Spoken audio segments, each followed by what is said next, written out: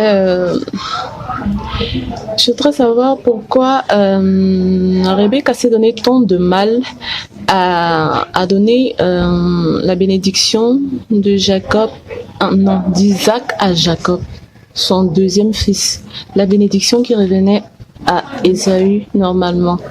La bénédiction revenait à Ésaü parce qu'il était le grand frère. Et dans la tradition à l'époque, parce qu'il n'avait pas encore la loi de Moïse et même de Jésus, c'est au premier-né que revenait ce que le père transmettait quand il mourait. Et c'est même ce qui se fait jusqu'aujourd'hui, sauf que c'est difficile un peu difficile à expliquer. Et donc Rebecca a fait ça pourquoi? Déjà que c'est pas elle qui bénit, donc c'est pas elle qui donne la bénédiction. C'est que si elle va jouer d'une ruse pour que la bénédiction vienne plutôt au petit, au lieu du grand frère, à qui était le droit de cela. Elle le fait parce que elle, dans son esprit, elle préfère un enfant à l'autre et elle veut lui faire plaisir. Un peu comme les mamans, souvent, en fonction de ce que l'enfant est pour elle, préfère un enfant à un autre. Préfère parfois, quand le père, par exemple, veut confier, par exemple, un exemple simpliste comme ça, quand le papa veut confier la gestion de sa boutique à un de ses enfants, la mère, les connaissant mieux, préfère que ce soit l'un à l'autre. C'est un peu ce que Rebecca a fait à l'époque. Mais là, elle est manipulée par Dieu. Elle est manipulée par Dieu parce qu'elle a en elle des désirs, des sentiments que Dieu utilise maintenant pour accomplir ses desseins à lui. C'est un peu comme ça que Dieu fonctionne. Il vient dans les vies des hommes, il utilise les vies des hommes pour accomplir ses desseins ou à défaut pour annoncer les desseins qu'il entreprend ou qu'il entreprendra. Et donc pourquoi Dieu fait ça? Pourquoi est-ce que longtemps avant ça, il a fait en sorte que Jacob reçoive le droit d'aînesse d'Ésaü en lui donnant une pense de la nourriture, quelque chose comme ça? Parce que Dieu, et c'est pour ça qu'il faut intégrer, chaque chrétien doit intégrer l'enseignement sur la prédestination, parce que la prédestination, ou encore l'enseignement sur la prédestination, est la base fondamentale de la compréhension du fonctionnement de Dieu. Dieu fait toutes les choses qu'il fait en tenant compte du passé lointain et du futur lointain. C'est pour ça qu'on parle de préscience. Et ça intègre donc la prédestination. Et donc Dieu, par prédestination, voit le cœur de Jacob, c'est le cœur qu'il aime. Et donc avec Jacob, il veut faire ce qu'il a fait. Il veut donc, parce que Jacob ayant le cœur que Dieu veut, a le cœur de Christ, parce que le seul homme que Dieu agrée, c'est Christ, et Christ c'est Dieu. Donc tout homme qui a le cœur de Christ est un homme que Dieu agrée.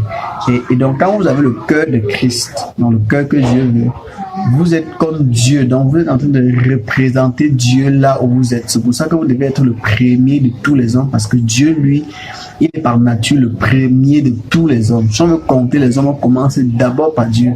C'est pour ça que dans la loi de Moïse, dans la Torah, tous les premiers-nés devaient appartenir à Dieu. Parce que tout ce qui est premier parmi les vivants appartient à Dieu. Pourquoi ça appartient à Dieu? Parce que justement, ça représente Dieu qui est le premier de tout. Donc de toute l'existence humaine, Dieu est le premier.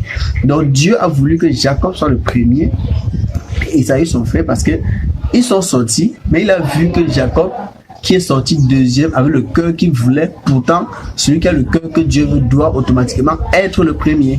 C'est pour ça qu'il a donc conduit à cette ruse pour que Jacob ait le dessus. Donc, pourquoi cela? Pourquoi Rebecca a fait ça?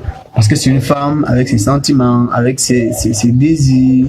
Elle n'est pas au courant qu'on est en train de la manipuler. Or, Dieu maintenant conduit à tout cela parce que Jacob, comme j'ai dit par prédestination, parce que quand vous parcourez la vie de Jacob jusqu'à la fin de Jacob, Genèse 49, quand il meurt là-bas, tout son parcours, c'est le parcours de Christ qui a passé toute sa vie à souffrir injustement, donc à pardonner, à ne pas se venger lui-même. Toute la vie de Jacob, c'est ça.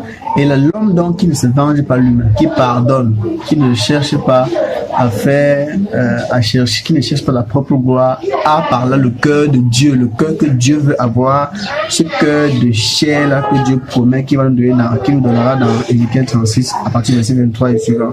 Ce cœur là, donc tout homme qui a ce cœur là est par nature, a le cœur que Dieu veut et doit être par définition premier dans tout ce qu'il fait. C'est pour ça qu'on dit que Jésus-Christ est le premier né d'entre les morts. Donc, le premier homme depuis Adam.